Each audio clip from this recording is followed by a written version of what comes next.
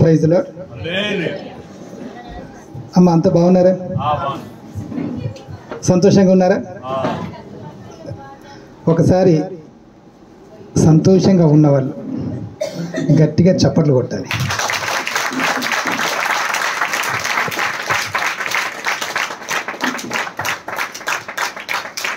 ఇప్పుడు సంతోషంగా లేని వాళ్ళు గట్టిగా చప్పట్లు కొట్టాలి. అందరూ బాడీ ఇక్కడే ఉంది, మైండ్ కూడా ఇక్కడే ఉంది. ఓకే. సో దేవుడు ఆశీర్వదిస్తే ఆ ఆశీర్వాదం ఎంత అద్భుతంగా ఉంటుందో మనం చూసాం. 17 సంవత్సరాల వైవాహిక జీవితంలో 17 years 17 సంవత్సరాల వైవాహిక జీవితంలో దేవుడు లేట్ చేశాడు, కానీ అద్భుతమైన ఫలాన్ని ఇచ్చాడు. అందుని బట్టి దేవునికి స్తోత్రం. దేవుడు ఏది ఇచ్చినా ది బెస్ట్ ఇస్తాడు. ప్రపంచంలో ఎవరికి లేని ధన్యత తనను నమ్ముకున్న వారికి దేవుడు ఇస్తాడు. ఇప్పుడు నేను చాలా త్వరగా ముగిస్తా, ఎక్కువసేపు ఇబ్బంది పెట్టను. ఇంకా చాలాసేపు నుంచి కూర్చొని ఉంటారు. ఒక రెఫరెన్స్ చదువుదాం. Hebrew chapter 11 verse 1. హెబ్రీలకు రాసిన పత్రిక 11వ అధ్యాయం. అబ్బొక గట్టి చదువు.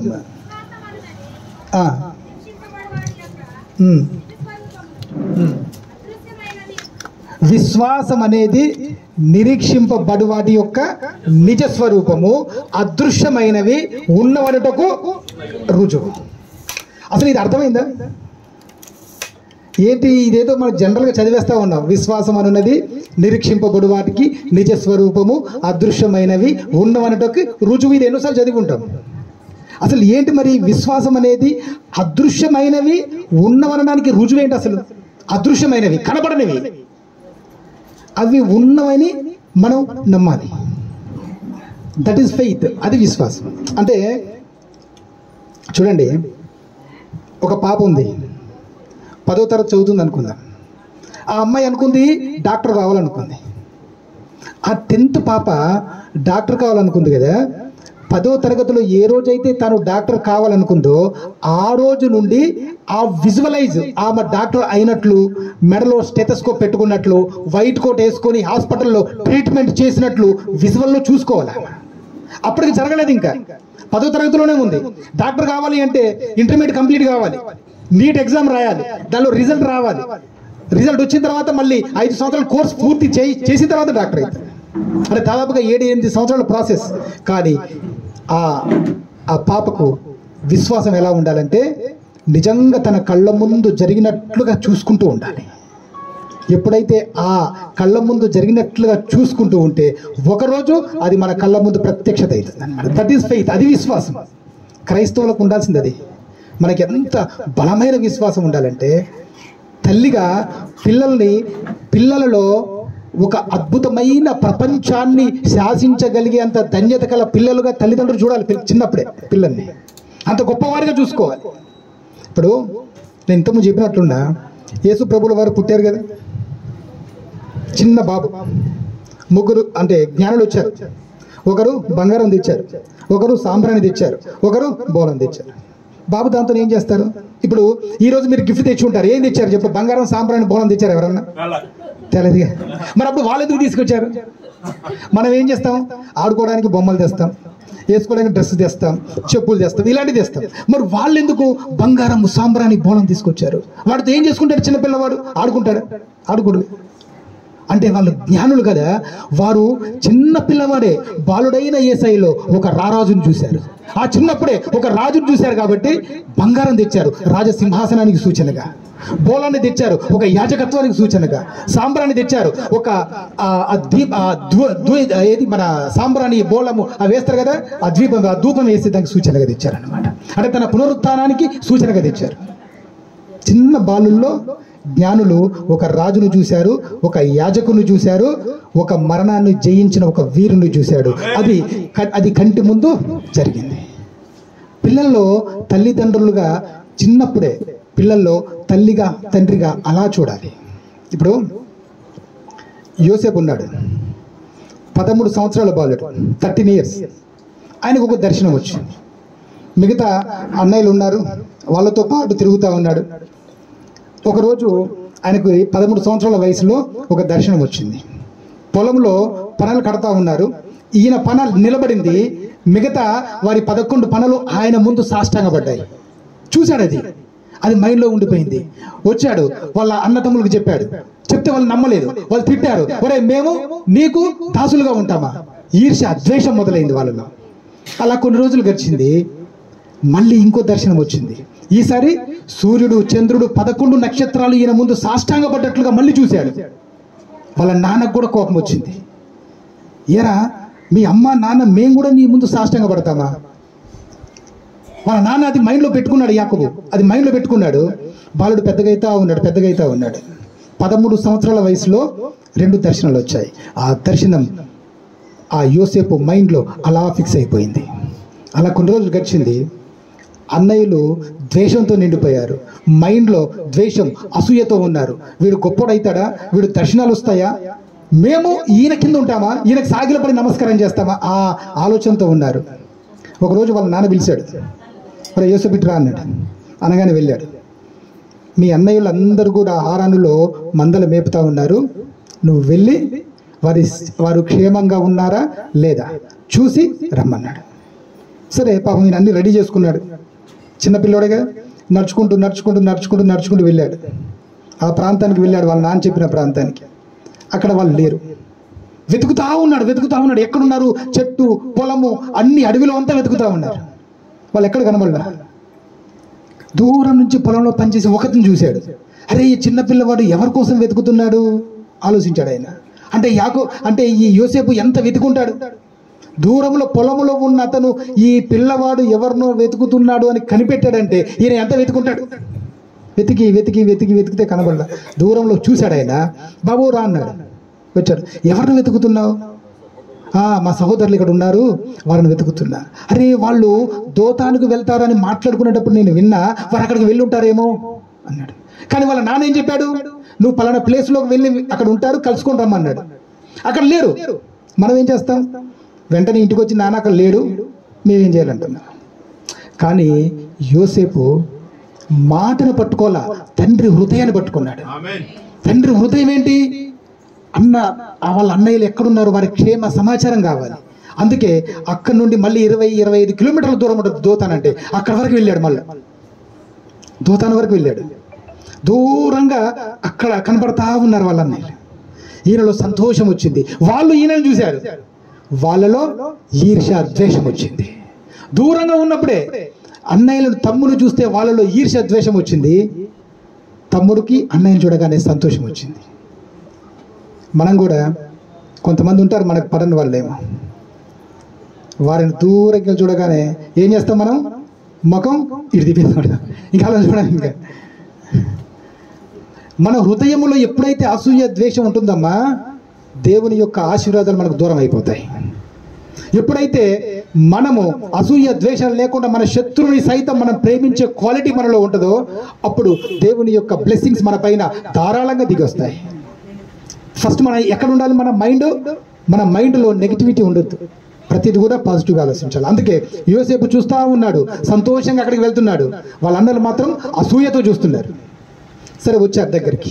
వచ్చినాక పాపం ఈయనకి ఏమైనా సుఖం ఉందా? లేదు. కొట్టారు, బట్టలు ఉడదీశారు. మేము నీకు దాసులుగా ఉంటామారా? నీకు దర్శనాలు వస్తాయా? నీ దర్శనం ఎలా నెరవేరుతుందో నేను చూస్తా అని కొట్టేశారు. నీళ్లు లేని బావిలో పడేశారు. నీళ్ళున్న బావిలో పడేస్తే కనీసం ఈత కొట్టుకుంటూ దెబ్బ తాకుండా ఉండేది. నీళ్లు లేని బావిలో పడేశారమ్మా. ఎట్లుంటుంది? మొత్తం కాళ్ళకు, చేతులకు అన్ని దెబ్బలు తాకుంటాయి, రక్తం వచ్చి ఉంటుంది. చాలా ఇబ్బందులలో ఉన్నాడు. ఎందుకు చేస్తున్నారో అర్థం కావట్లా. పాపం చిన్నపిల్లవాడు. వాళ్ళ అన్నయ్యలు ఎందుకు ఇట్లా కొడుతున్నారో అర్థం కావట్లా. దర్శనాన్ని చూసి వాళ్ళు కొడుతున్నారు. దర్శనాన్ని పట్టుకొని ఈయన విశ్వాసంతో నిలబడి ఉన్నాడు. అలా చూస్తూ ఉన్నాడు. ఆ చివరికి ఆ దూరంకి చూస్తూ ఉంటే ఇస్మాయిలీలు వెళ్తా ఉన్నారు. వెళ్ళగానే వాళ్ళకి ఆలోచన వచ్చింది, వీన్ని అమ్మేద్దాం అనుకున్నారు. బావిలో నుండి తీశారు బయటికి, అలా అమ్మేశారు. ఆ బట్టలు తీశారుగా, ఆ బట్టల్ని కొంచెం ఒక పశువుని ఏదైనా తీసి ఆ రక్తం అంతా పూసి తండ్రికి చెప్పారు, నీ కొడుకుని ఎక్కడో జంతువులు తినేసాయి, వాళ్ళు లేడు. పాపం యోసేపు అన్నయ్యల కోసం సంతోషంగా వెళ్తే ఆయనకి ఏం మిగిలింది? దుఃఖం మిగిలింది. కానీ దర్శనం కలిగిన యోసేపు ఏ రోజు కూడా తన దర్శనాన్ని కోల్పోలా, ఏ రోజు కూడా ఆ దర్శనం నుండి పక్కకు తప్పలా, ఏ రోజు కూడా ఆ బాధల్ని చూసి ఆ దర్శనాన్ని కోల్పోలేదమ్మా. మన జీవితంలో కూడా పిల్లలు ఒక దర్శనంతో ఉంటారు. పిల్లలు గొప్పవాళ్ళు కావాలనుకుంటారు, ఒక డాక్టర్ కావాలనుకుంటారు, ఒక ఇంజనీర్ కావాలనుకుంటారు, ఒక పోలీస్ ఆఫీసర్ కావాలనుకుంటారు. కానీ ఆర్థిక ఇబ్బందులు రాగానే, అనారోగ్య సమస్యలు రాగానే ఈ ట్రాక్ తప్పేస్తారు. ఈ ట్రాక్లో నుండి డీవియేషన్ అయిపోతాం, కూలిగా మిగిలిపోతాం. ఎన్ని ఇబ్బందులు వచ్చినా, ఎన్ని కష్టాలు వచ్చినా, ఏ రకమైన శోధనలు వచ్చినా, ఏమి కావాలని మనం మైండ్లో అనుకున్నామో అది అయ్యేంత వరకు విశ్వాసముతో మనం ముందుకు పోవాలి. పరిశుద్ధ గ్రంథం అదే చెప్తుంది. ఎవరికైనా, క్రైస్తవుడైనా క్రైస్తవుడు కానివాడైనా విశ్వాసంతో ఉండాలి. నువ్వు ఏం కావాలనుకుంటున్నావో, నీ జీవితంలో నువ్వు ఏ స్థితిలో ఉండాలనుకుంటున్నావో, నువ్వు ఒక టార్గెట్ని ఫిక్సప్ చేస్తే డెఫినెట్గా ఒకరోజు ఆ టార్గెట్ నీ ముందు ఉంటుంది.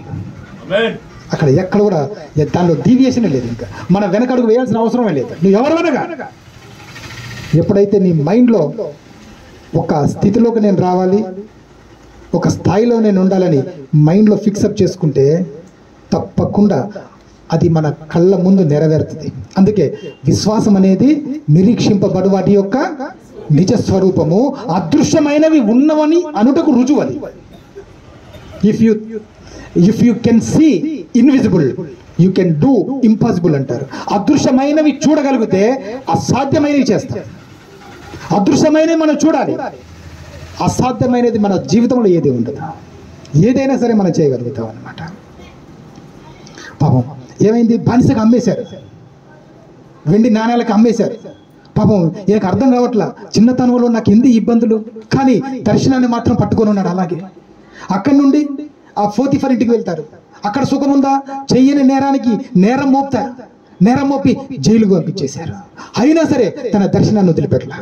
సొంత అన్న తమ్ములతో ఇబ్బంది, ద్వేషించారు. బానిసగా అమ్మివేయబడ్డ తర్వాత స్నేహితులు ద్వేషించుంటారు. చెయ్యని తప్పుకి ఒరే వీడు యజమాని భార్యతో మిస్బిహేవ్ చేశాడు అని ఎంతమంది ఎన్ని రకాలుగా తిట్టుకొని ఉంటారు, ఎంతమంది ఎన్ని రకాలుగానే ఉంటారు. జైల్లో వేశారు. అయినా సరే దర్శనం కలిగిన యోసేపు ఆ దర్శనాన్ని ఎక్కడ కూడా కోల్పోలా. ఓపికతో ఉన్నాడు.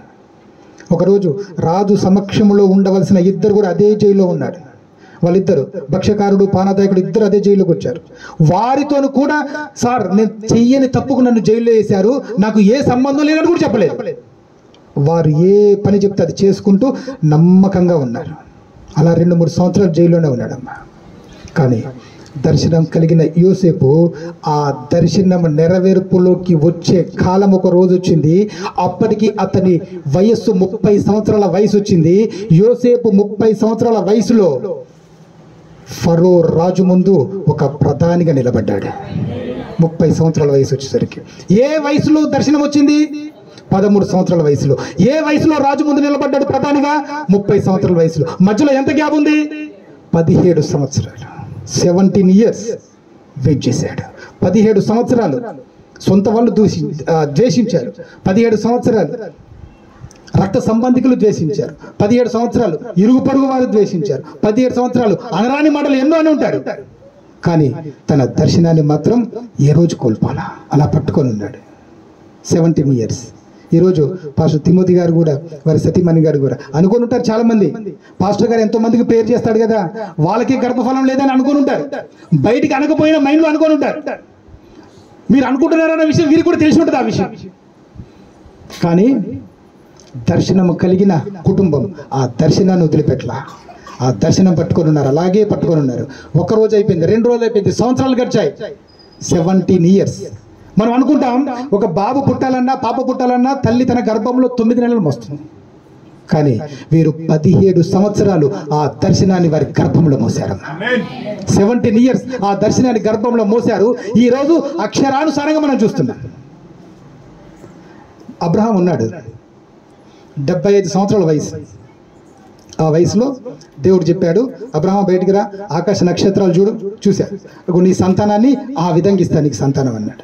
ఆకాశ నక్షత్రాల వల్లే నీ సంతానాన్ని ఇస్తాడు. ఆ రోజు నుండి అబ్రహాం ఏం చేస్తున్నాడు తెలుసా? బయటకు వచ్చినప్పుడల్లా రాత్రి కాగానే చుక్కలు చూడట్లా, ఆ స్టార్స్ లో తన కొడుకులు చూసుకుంటున్నాడు. ఒక్కొక్క నక్షత్రం ఒక్కొక్క కొడుకులా చూసుకుంటున్నాడు ఆయన. దర్శనం అంటే ఆ విజువలైజ్ చేసి చూసుకుంటున్నారు అన్నమాట. అలా 75 సంవత్సరాలు అబ్రహాంకి. వారి భార్య షారాయి ఉంది, ఆమెకి 65 సంవత్సరాలు, ఇద్దరు 10 సంవత్సరాలు తేడా ఉందన్నమాట. 75 ఇయర్స్లో దేవుని వాక్కు వచ్చింది, అబ్రహమా నీకు సంతానాన్ని ఇస్తాను, నీ సంతానము ఆకాశ నక్షత్రాల వలె విస్తరిస్తుంది అన్నారు. ఈయనకి సంతానం లేదేం లేదు ఇంకా. సరే సంతోషపడ్డారు. 1 సంవత్సరం అయింది, 2 సంవత్సరాలు అయింది, 3 సంవత్సరాలు అయింది. షారా రోజు చూసుకుంటా ఉంటుందేమో, గర్భం చూసుకుంటా ఉంటుందేమో, నాకు గర్భఫలం వస్తుందేమో అని. ఏం లేదమ్మా, 10 ఇయర్స్ అయిపోయింది, 10 సంవత్సరాలు అయింది, గర్భఫలం లేదు. అప్పుడు షారా ఏమనుకుందో తెలుసా? దేవుడు 10 సంవత్సరాల క్రితం చెప్పాడు అబ్రహాముకి గర్భాన్ని ఇస్తాను, కుమారుని ఇస్తా అని చెప్పాడు. అబ్రహాంకి ఇస్తా అన్నాడు కదా, నాకు కాదు కదా అనుకుంది. తన దాసి అయిన హగర్ని అబ్రహాంకి ఇచ్చి పెళ్లి చేసింది. రాంగ్ స్టెప్ వేసింది. కొంచెం ఓపిక పట్టే ఆలోచన లేకుండా రాంగ్ స్టెప్ వేసింది. హగరుని అబ్రహాంకి భార్యగా ఇచ్చేసింది. ఫలితంగా ఇస్మాయిల్ పుట్టాడు. అయినా సరే దేవుడిచ్చిన వాగ్దానం ఇంకా నెరవేరలా. మళ్ళీ దేవుడు ప్రత్యక్షతలోకి వచ్చాడు, మళ్ళీ చెప్తున్నాడు.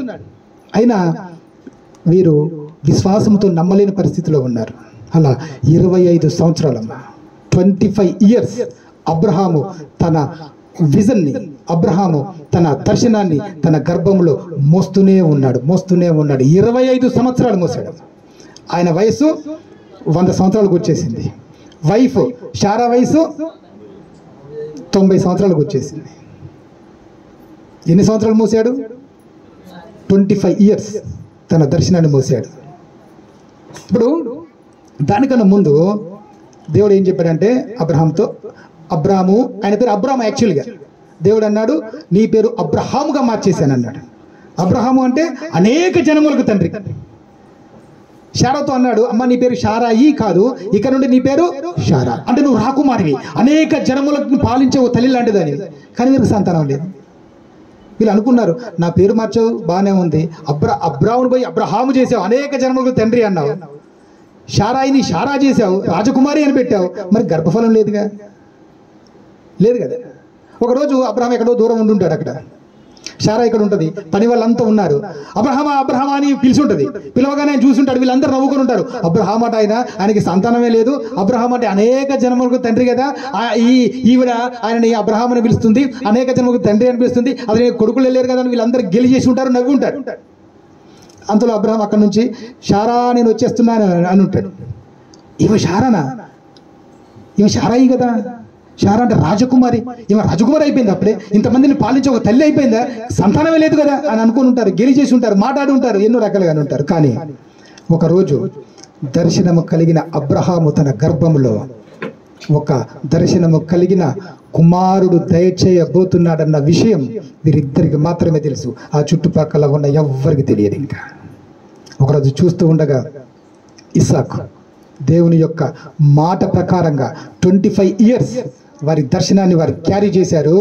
ఒకరోజు ఆ దర్శనం వారి కళ్ళ ముందు నిలబడింది. మన జీవితంలో కూడా మనం ఏం కావాలనుకుంటున్నామో ఆ దర్శనం మనకు ఉండాలి. ఎలా ఉండాలనుకుంటున్నామో ఆ స్థాయిలో మనం ఉండడానికి వెనకడుగు వేయకుండా ఎన్ని ఇబ్బందులు వచ్చినా, ఎన్ని సమస్యలు వచ్చినా ఆ సమస్యలో నుండి మనం ప్రయాణం చేసి చివరికి ఎక్కడికి రీచ్ కావాలనుకుంటున్నామో ఆ పాయింట్కి వెళ్ళేంత వరకు మన జర్నీని మనం వెనకడుగు వేయకూడదు. ఏం జరుగుతుంది మహా అయితే? చివరికి జరిగేది ఏంటి? అతి కష్టమైన పని జీవితంలో ఏంటి? అసలు కష్టమైన పని ఏంటి? లాస్ట్కి ఎండింగ్ స్టేజ్. ఒక మనిషి యొక్క ఎండింగ్ స్టేజ్ ఏంటి? మరణమే కదా. అందుకే ఒకరు చెప్తారు ఏంటంటే డెత్ కెన్ టచ్ ఎవ్రీవన్. మరణం ఒక రోజు ప్రతి ఒక్కరిని టచ్ చేస్తుంది. నిన్ను నన్ను దానికి భేదం లేదు. ప్రతి ఒక్కరిని ఒక రోజు మరణం టచ్ చేస్తుంది. అయితే ఆ మరణం టచ్ చేసే రోజు మనం ధైర్యంగా నిలబడగలుగుతామా, భయముతో ఉనికి పడిపోతామా? ధైర్యంగా నిలబడగలిగినప్పుడు మనకు ఒక దర్శనం ఉండాలి. ఏంటి? ఈ మరణం నన్ను ముట్టగానే నేను నా ప్రభువైన యేసయ్య చెంత ఆరాధనలో పాల్గొంటాను దర్శనం ఉంటే ఈ మరణానికి మనం భయపడం. ఒక రోజట ఒక పాస్టర్ గారు ఉన్నారు, మంచి దైవజనుడు, వైఫ్, 2 పిల్లలు. ఇది రియల్గా జరిగిన విషయం. కొరియా యుద్ధం అప్పుడు, అంటే 1950-53 మధ్యలో ఆ ఊర్లో కమ్యూనిస్టులు అంతా చర్చలను మొత్తం కూలగొట్టారమ్మ. అందరూ చంపేస్తున్నారు. 500 మంది పాస్టర్స్ని చంపేశారు. వీరిని కూడా తీసుకొచ్చారు. 2 కుమారులు, తండ్రి, వైఫ్, 4 ఉన్నారు అక్కడ. ఇంతవరకు పెద్ద గొయ్యి తవ్వారు. గొయ్యిలు వారిని పడేశారు. మట్టి పోస్తాం, సజీవ సమాధి చేయడానికి వారిని అందులో వేశారు. ఇప్పటికైనా చెప్పండి, ఈ పరిశుద్ధ గ్రంథం తప్పుడు గ్రంథం, దీన్ని మేము నమ్మము, దీనివల్ల మాకు ఈ సమస్యలు వచ్చాయని మీరు చెప్తే వదిలిపెడతాం, లేకపోతే ఈ మట్టి మీ మీద తెచ్చి సజీవ సమాధి చేస్తామని చెప్పి అందులో వేశారు. చుట్టుపక్కల ఉన్న వాళ్ళందరూ వచ్చేసారు. అందరు చూస్తూ ఉన్నారు. సరే, ఈ పాస్టర్ గారు అంటే చనిపోవడానికి సిద్ధంగా ఉన్నాడు. పిల్లలు కదా, గర్భంలో పుట్టిన పిల్లలు ఆ బాధలో ఉండి అక్కడ ఏడుస్తూ ఉంటే తండ్రి తట్టుకోలేకపోతున్నాడు. ఏం చేయాలో అర్థం కావట్లేదు. వాళ్ళ పైనుంచి అంటున్నారు, చివరి అవకాశం నీకు. ఈ బైబుల్ తప్పుడు బోధ, క్రిస్టియానిటీ తప్పుడుది, నేను దీన్ని వదిలేస్తున్నాను, నువ్వు ఒక స్టేట్మెంట్ ఇస్తే నిన్ను వెంటనే నీ పిల్లల్ని, నీ వైఫ్ని నిన్ను పైకి లాగేస్తాను. అయితే పిల్లలు ఏడుస్తూ ఉన్నారు. డాడీ డాడీ మమ్మల్ని చూడు, వాళ్ళు చంపేస్తా అంటున్నారు, మమ్మల్ని చూడు, నువ్వు ఒప్పేసుకో అన్నట్లుగా ఏడుస్తూ ఉన్నాడు. ఈయన ఆ పిల్లల యొక్క బాధ చూసి ఈయన కూడా కన్విన్స్ అయిపోయాడు. ఈ బైబిల్ వదిలేద్దాం, ఈ సేవను వదిలేద్దామని చెప్పి నేను ఈ రోజు నుండి సేవను చెయ్యను అని అనబోతున్నాడు. ఈలోపు వాళ్ళ వైఫ్ వెనక నుంచి ఇలా పొడిసింది, ఇలా ఒక్కసారి గుర్తింది.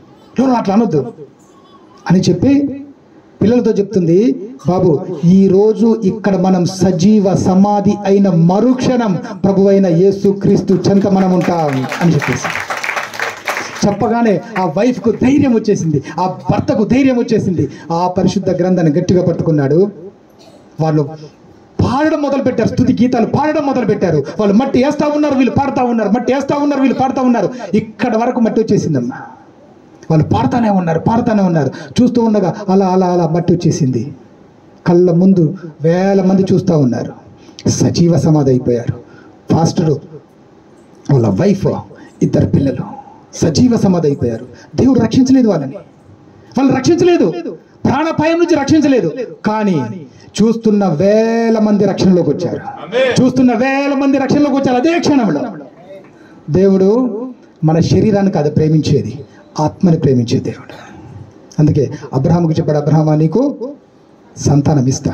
25 years ఆ దర్శనాన్ని కలిగి ఉన్నాడు. మనం కూడా మన జీవితం ఎండింగ్ వరకు ఒకే ఒక్క దర్శనం. అన్నం ఉన్నా లేకపోయినా, ఇల్లున్నా లేకపోయినా, పేరు ప్రఖ్యాతులు ఉన్నా లేకపోయినా ఒకే ఒక్క దర్శనం కలిగి ఉండాలి. ఈరోజు ఇక్కడ కన్ను మూస్తే అక్కడ నా ప్రభు చెంత నేను కళ్ళు తెరుస్తా. ఆ దర్శనంతో మనం ఉండాలమ్మా. ఇవన్నీ కూడా టెంపరీ. ఇవన్నీ కూడా ఒక వ్యక్తి 70 సంవత్సరాలు బ్రతుకుతాడు, ఒక వ్యక్తి 80 సంవత్సరాలు బ్రతుకుతాడు, ఒక వ్యక్తి 85 సంవత్సరాలు బ్రతుకుతాడు. కానీ ఒక రోజు డెత్ అనేది నిన్ను వచ్చి ఫట్టుమని కొట్టేస్తుంది. అందరం దానికి తల ఉంచాల్సిందే. నువ్వు నేను దానికి తారతమ్యాలు లేదు, భేదాలు లేవు. అందరం కూడా ఆ డెత్కి తల ఉంచాల్సిందే. ఇప్పుడు బియ్యం కావాలనుకుందాం, రైస్ని మనము కేజీలలో కొలుస్తాం. వాటర్ కావాలంటే లీటర్లో కొలుస్తాం. పెట్రోల్ కావాలంటే లీటర్లో కొలుస్తాం. డిస్టెన్స్ దూరం కావాలనుకో మీటర్స్, కిలోమీటర్లో కొలుస్తాం. మన జీవితాన్ని టైంతో కొలుస్తాం. టైం 55 సంవత్సరాల, 60 సంవత్సరాలు, 9 నెలల, 14 రోజుల, 8 గంటల, 15 నిమిషాల, 32 సెకండ్లు, ఫుల్ స్టాప్. అందరితో క్లోజ్ అమ్మా. ఇంకా మనకేం లేదు, ఇంకేం లేదు. మన ఆయుష్ తీరిన తర్వాత నేను ఎంత చేస్తా, నేను ఏం చేస్తా అంటే ఏం చేయలేము. ఇంకా మనం ఏం చేసినా ఈ దేహంలో ప్రాణం ఉన్నంత వరకే మన దర్శనాన్ని గట్టిగా పట్టుకొని దేవుని యొక్క ప్రేమ సామ్రాజ్య స్థాపన కోసం మనం ఎంతవరకు ఫైట్ చేయగలిగితే అంతవరకు వెళ్ళాలి. ప్రజల గుండెలకు వెళ్ళాలి. దర్శనంతో ఉండాలి. ప్రతి క్రైస్తవుడు దర్శనంతో ఉండాలి. అబ్రహాము అయినా సరే, అబ్రహాము 25 years తర్వాత అబ్రహాముకు ఇస్సాకు పుట్టాడు. అయినా ఇంకా దేవునికి పూర్తి స్థాయి నమ్మకం రాలా. అబ్రహాము ఎప్పుడైతే బలి అర్పించడానికి కూడా సిద్ధపడి ఆ బలిపీఠం మీద పెట్టి కత్తి పైకి లేపాడో అప్పుడు దేవునికి నమ్మకం వచ్చింది. అబ్రహామా, ఇందును బట్టి ఇప్పుడు నేను నిన్ను నమ్మాను. దేవుడు ఆ స్థాయి వరకు తీసుకెళ్తాడు మనల్ని. దేవుడు ఆ స్థితి వరకు తీసుకెళ్తాడు. మనం చివరి స్థితి వరకు, చివరి క్షణం వరకు మనం నమ్మకంగా ఉండాలి. వెంకటేశ్వర కూర్చో, వెంకటేశ్వర ఒక చేరి. మన చివరి క్షణం వరకు, చివరి స్థితి వరకు మనం నమ్మకంగా ఉండాలమ్మా. నువ్వు ఎంతవరకు మనం నమ్మకంగా ఉంటామో దేవుడు మనల్ని అంతవరకు ఆశీర్వదిస్తాడు, అంతవరకు ఎగ్జామ్ పెడతాడు. మనం ఏ ఎగ్జామ్స్ వెళ్తాం తెలుసా? ప్రతి స్టడీకి ఒక ఎగ్జామ్ ఉంటుంది, ప్రతి క్లాస్లో ఒక ఎగ్జామ్ ఉంటుంది. మన లైఫ్ కూడా మనకు ఒక ఎగ్జామినేషన్ ఉంటుంది. ఇప్పుడు లిండా ఎలిస్ అని ఆమె ఒక పోయం రాసింది. ఆ పోయం పేరు ది డాష్ అనే పోయం రాసింది. మీరు నెట్లో కొడితే వస్తుంది, గూగుల్లో కొట్టండి, లిండా ఎలిస్ అని కొడితే మీకు వస్తుంది. ది డాష్ అనే పోయం రాసింది. ఏంటి డాష్ అంటే ఏంటి పోయం? దాని అర్థం ఏంటి? ఒకరోజు ఆమె ఎవరో చనిపోతే ఆ సమాధులు పెట్టి ఆ స్థలానికి వెళ్ళింది. ఆ సమాధి కార్యక్రమం అయిపోయి వస్తూ ఉంటే ఒక సమాధి పైన ఒక ప్లేట్ ఉంది. ఆ ప్లేట్ పైన రాసింది ఆయన పేరు, ఆ చనిపోయిన వ్యక్తి యొక్క పేరు, పుట్టినరోజు, చనిపోయిన రోజు. 3 రాసి ఉన్నాయి. పేరు, పుట్టినరోజు, చనిపోయిన రోజు, మధ్యలో డాష్ ఉంది. పుట్టినరోజుకి చనిపోయిన రోజుకి మధ్యలో డాష్ ఉంది. అప్పుడు ఆమె అంటుంది, మన జీవితం ఆ డాష్తో సమానం. దేంతో? ఆ డాష్తో సమానం. పుట్టినరోజుకి చనిపోయే రోజుకి మధ్యలో చిన్న గీత, ఆ డాష్తో మన జీవితం సమానం అన్నమాట. ఆ డాష్లో మనం ఏం నింపాలనుకుంటున్నాం? ఖాళీలు పూరించండి అని ఇస్తాం కదా ఎగ్జామినేషన్లో. మరి ఈ డాష్లో మనం ఏమి రాయాలనుకుంటున్నాం? అది మన చేతిలో ఉంటుందమ్మా. ఒక గురి కలిగిన ఒక మంచి జీవితం జీవించాలనుకుంటామా? లేదంటే ఎలాంటి దర్శనం లేకుండా ఏదో వచ్చాను వెళ్ళానని ఆలోచనతో ఉంటామా? అది మనమే నిర్ణయించుకోవాలి. ప్రతి ఒక్కరికి ఒకే అవకాశాలు ఉంటాయి, ప్రతి ఒక్కరికి ఒకే రకమైన ట్రీట్మెంట్ ఉంటుంది. కానీ దాన్ని మనం ఎంతవరకు వాడుకున్నాం, ఎంతవరకు వ్యర్థం చేసాం, అది మన చేతిలోనే ఉంటుంది. ఇప్పుడు చూడండి, బాబు ఉన్నాడు, చిన్న బాబు. ఎంత 20 days అయింది? 20 days అయింది, చిన్న బాబు. కానీ ప్రతి ఒక్కరం ఆ చిన్న బాబుని ఒక బాబులా చూడొద్దు, ఒక అగ్ని ప్రవక్త ఏలియాలా చూడాలి. పాత నిబంధనలో ఏలియా ఎలాగైతే అగ్నిని కురిపించాడో అలాంటి అగ్నిని కురిపించే ఒక ప్రవక్తగా మారాలి అని ప్రతి ఒక్కరం చూడగలగాలి. క్రొత్త నిబంధనలో పౌలు ఎలాగైతే మండుతూ సేవ చేశాడో అలాంటి ప్రేమను, క్రీస్తు ప్రేమను ప్రకటించే ఒక సేవకునిగా మారాలని మనందరం చిన్నతనంలోనే చూడాలి. ఏలియా మనలా మోటార్ సైకిళ్ళు, కార్లలో ప్రయాణం చేయడు. ఆయన స్పిరిచువల్ రెల్మ్లో ప్రయాణం చేస్తాడు, అంటే ఆత్మ పరిధిలో ప్రయాణం చేస్తాడు. ఆయన అలా ఇక్కడ కనబడతాడు, చూసేవారికి ఖమ్మంలో ఉంటాడు. ఇంకా ఇక్కడ బయలుదేరిన కారు ఖమ్మం పోదు ఇంకా, కానీ ఏలియా పోయి అక్కడ ఉంటాడు. అర్థమైందా? ఎలా సాధ్యం? ఏలియా ఒకరోజు ఓబద్యా, ఆ రాజు ఆహాబు రాజు ఇద్దరు కలిసి ఆ కరువు కాలంలో పశువులకి మేత కోసం తిరుగుతూ ఉంటారు. ఒకరు ఒకవైపు, ఒకరు ఒకవైపు. ఓబద్యా ఒకవైపు వెళ్తాడు, ఆహాబు ఒకవైపు వెళ్తాడు. ఈ ఓబద్యా వెళ్తూ ఉంటే ఏలియా కనబడతాడు అక్కడ. ఓబద్యా ఇట్రా అంటాడు. ఈయన చూస్తాడు, ఏలియాను గుర్తుపడతాడు. అంతకుముందు ఓబద్యా, యెజబెలు ఏలియా కోసం ఆయన కొట్టాలి, తిట్టాలి, చంపాలని దేశం తిరిగిన ఏలియా ఎవరికి దొరకడు. ఓబద్యా కనబడ్డాడు. ఓబద్యా చూడగానే, అరే ఏలియా నువ్వే కదా ఇక్కడున్నావు, నేను ఆహాబు రాజును కలుసుకోవాలి, ఆయన అర్జెంటుగా రమ్మని అంటాడు. అనగానే ఈ ఓబద్యాకు భయం అయింది. ఎందుకు? ఏలియా గారు, నువ్వు చెప్పావు ఇక్కడ ఉంటా అన్నావు, ఆహాబును కలుసుకోవాలన్నావు. ఇప్పుడు నేను వెళ్ళి ఆహాబుకి చెప్తా, ఆహాబు వచ్చేలోపు దేవుని ఆత్మ నిన్ను ఇక్కడ నుండి వేరే దగ్గరికి షిఫ్ట్ చేస్తుంది. అప్పుడు ఆహాబు ఏమంటాడు? ఒరే నువ్వు నాకు అబద్ధం చెప్పావు, నన్ను చంపేస్తాడు. ఎందుకు నాయనా నాకు ఈ బాధ, దయచేసి నన్ను క్షమించు అని అంటాడు. అప్పుడు ఏలియా చెప్తాడు, యెహోవా జీవము తోడు, నేను ఇక్కడే ఉంటా, ఆహాబుని ఈరోజు కలుసుకుంటా. ఆహాబు వస్తాడు, ఇద్దరికి చిన్న వైరుధ్యం జరుగుతుంది. జరిగిన తర్వాత ఆహాబు చెప్తాడు, నీ బయలు ప్రవక్తలను, ఆషారదేవి ప్రవక్తలను కర్మేలు పర్వతం దగ్గరికి తీసుకురా, నేను కూడా అక్కడికి వస్తా, అక్కడ చూసుకుందాం, నువ్వు గొప్ప నేను గొప్ప. అప్పుడు ఈ ఆహాబు సైన్యాధ్యక్షులు, బయలు ప్రవక్తలు 450 మంది, ఆషారదేవి ప్రవక్తలు 400 మంది, ఇశ్రాయేలు జనాలు 1000 మంది, అందరూ కర్మేలు పర్వతం పైన ఉంటారమ్మా. అందరూ ఒకవైపు, ఏలియా ఒక్కడు ఒకవైపు. అందరూ ఒకవైపు ఉన్నారు, ఏలియా ఒక్కడు ఒకవైపు ఉన్నాడు. అంతమంది. ఒక రాజు వచ్చాడంటే ఎంతమంది సైన్యం ఉంటారు? ఒక రాజు ఉన్నాడంటే సైన్యాధ్యక్షులు ఉంటారు. ఒక రాజు ఉన్నాడంటే ఎంతమంది పని వాళ్ళు ఉంటారు? అంత కాకుండా ఎంతమంది ప్రవక్తలు ఉన్నారు? అందరు ఉన్నారు కర్మేలు పర్వతం పైన. కానీ ఈయన ఒక్కడు ఒకవైపు ఉన్నాడు. జీవము గల యెహోవా నామములో నిలబడ్డవాడు ఒక్కడే, అటువైపు వేల మంది. ముందు వాళ్ళకి ఛాన్స్ ఇచ్చాడు. వాళ్ళు కర్రలు పెట్టారు, ఆ బలి పశువులు పెట్టారు. ఉదయం నుంచి సాయంత్రం వరకు ప్రార్థన చేస్తా ఉన్నారు. ఆకాశం నుంచి అగ్ని రాదు, అగ్ని కురవదు, బలి అలాగే ఉంది. అప్పుడు ఏలియా లేస్తాడమ్మా. ఆ పడిపోయిన బలిపీఠాన్ని నిలబెడతాడు. 12 గోత్రాలకు సాదృశ్యంగా 12 రాళ్లతో బలిపీఠం పెడతాడు. బలి పశువుని పెడతాడు. దానికి ముందు కందకం తవ్వాడు. కందకంలో మొత్తం నీళ్లు పోస్తాడు. మళ్ళీ ఆ బలిపీఠం పైన మొత్తం నీళ్లు పోస్తాడు. అదంతా నీళ్లతో జలమైపోయిపోయింది. మొత్తం జలం, అదంతా జలమయమైపోయింది అంతా. వాళ్ళంతా చూస్తున్నారు, ఈయన పిచ్చోడా ఏంటి? అసలే మేము ఇంతగానో ప్రయాసపడితే అగ్ని రాలా, ఇప్పుడు ఈయన నీళ్లు పోసి అగ్ని ఎలా కురిపిస్తాడు? వీళ్ళకి అర్థం కావట్లేదు. అయితే ఏలియా మొత్తం నీళ్లతో నింపాడు. బలి పశువు, కర్రలు, రాళ్ళు, మట్టి మొత్తం నీటి చెరువు మాదిరిగా అయిపోయింది అది. అప్పుడు ఏలియా ప్రార్థన చేస్తున్నాడమ్మ. ఏలియా యెహోవా దేవా అగ్ని కురిపించని ప్రార్థన చేయలా, ఒకే ఒక ప్రార్థన చేస్తున్నాడు. ఇశ్రాయేలు దేవుడవు, యాకోబు దేవుడవు, అబ్రహాము దేవుడవు, ఇస్సాకు దేవుడవు, ఇశ్రాయేలు దేవుడవు, నేను ఇక్కడ నీ బిడ్డగా నేనున్నా, నీ మహిమ వీలు చూడాలి అంతే. ప్రార్థన చేస్తూ ఉన్నాడు అంతే. ఆకాశము నుండి అగ్ని వచ్చిందమ్మా ఒకేసారి. ఆయనకి చేయలే, ఇంకా పూర్తి కాలేదు. ఇంకా చేస్తూ ఉండగా ఆకాశం నుండి అగ్ని వచ్చింది. ఆ అగ్ని ఎలా వచ్చిందో తెలుసా? ఓన్లీ బలి పశువును మాత్రమే దహించలా, బలి పశువు దహించబడింది, కర్రలు దహించబడ్డాయి, రాళ్ళు బూడిదగా మారిపోయాయి, అక్కడ ఉన్న దుమ్ము ధూళి కూడా కాలిపోయింది, నీళ్లు మొత్తం ఆవిరైపోయాయి. అసలు ఏంటి ఆ ఫైర్? ఏం ఫైర్ అయి ఉంటుంది అది?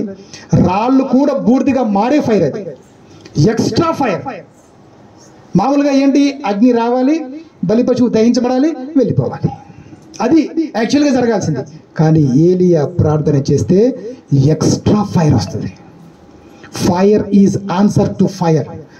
అగ్నికి అగ్నే సమాధానం. ఎందుకు అగ్నికి అగ్నే సమాధానం అంటే, సాతాను కాలుచున్న రాళ్ల మధ్యలో సంచరించేవాడు. అంటే వాడు కూడా అగ్నే. కాలుచున్న రాళ్ల మధ్యలో ఎవరు సంచరిస్తాడు?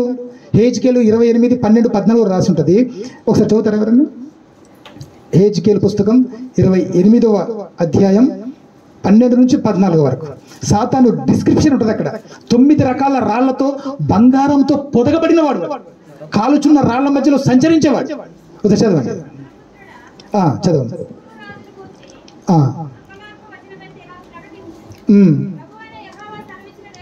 యెహోవా సెలవిచ్చింది ఏమనగా, పూర్ణ జ్ఞానంతో సంపూర్ణ సౌందర్యం గల కట్టడమునకు మాదిరివి దేవుని తోట ఏదేనులో ఉన్నవాడు మాణిక్యము, గోమేధికము, సూర్యకాంతం, రక్తవర్ణపు రాయి,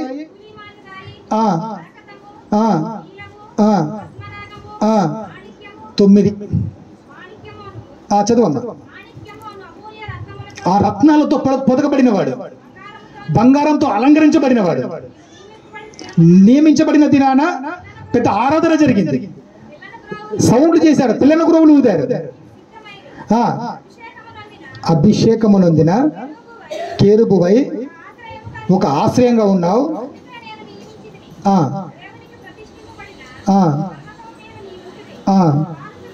కాలుచున్న రాళ్ల మధ్య చాలమ్మా సంచరించుచున్నావు. కాలుచున్న రాళ్ల మధ్యలో వాడు ఫైరే.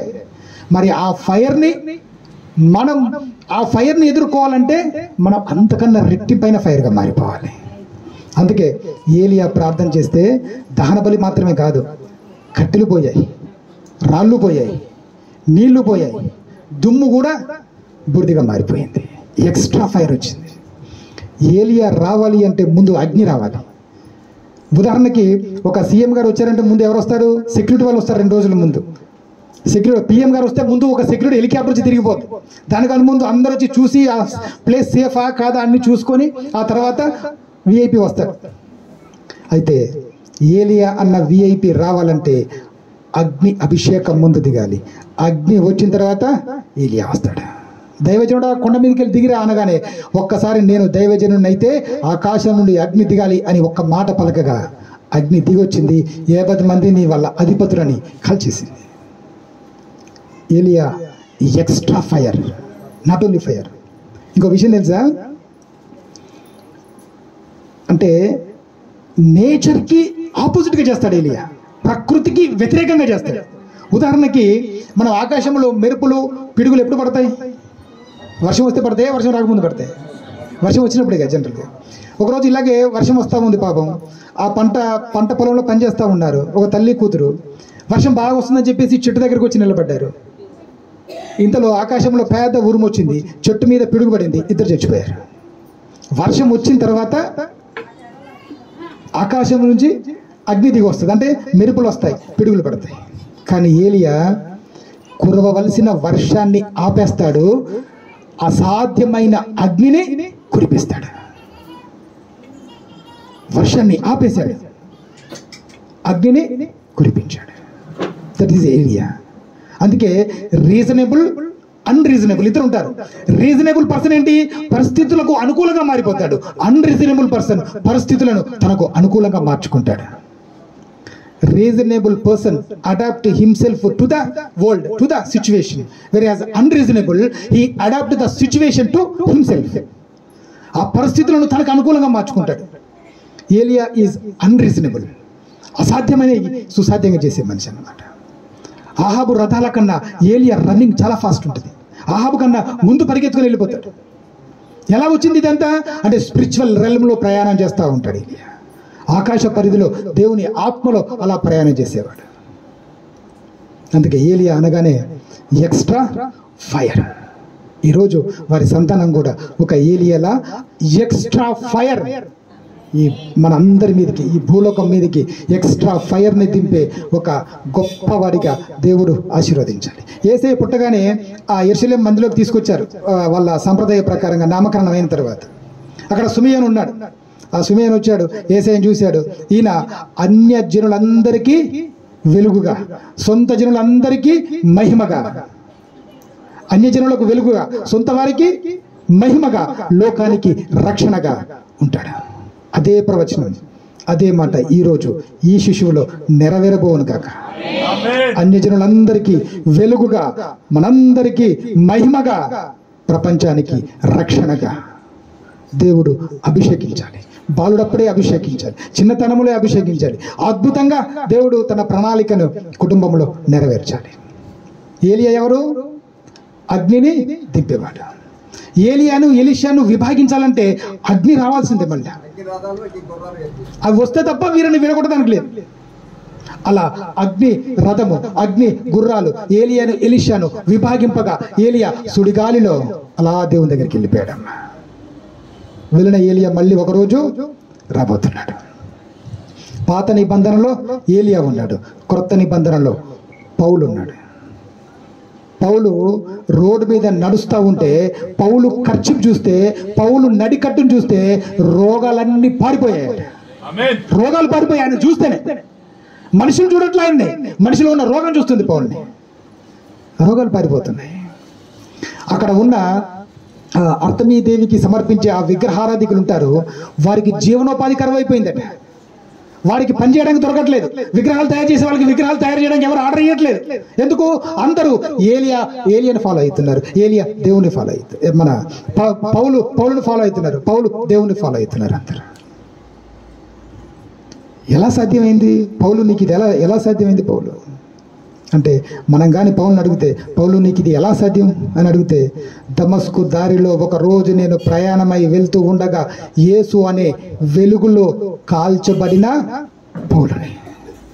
ఆ వెలుగులో కాల్చబడ్డాడు, ప్రపంచాన్ని కాల్చే ఒక ఫైర్లా తయారైపోయాడు. పాత నిబంధనలో ఏలియా, క్రొత్త నిబంధనలో పౌలు. ఎలైజా పాల్లా ఆ బిడ్డ వాడబడాలి. పాత నిబంధనలో ఏలియాల ఒక అగ్నిలా ఉండాలి, క్రొత్త నిబంధనలో ఒక పౌలులా అభిషేకంతో నిండిన ఒక యాజకత్వం చేయాలి, అనేకులకు ఆశీర్వాదకరంగా మారాలి. అలా ఉండాలంటే ప్రతి ఒక్కరం ఒక గురి కలిగి ఉండాలమ్మా. ప్రతి ఒక్కరం ఆ విజన్ని చూడాలి, ఆ విజన్ని ఎప్పుడు చూస్తూ ఉండాలి. యాకోబు ఉన్నాడు, యాకోబు తన మందని డివైడ్ చేశాడు.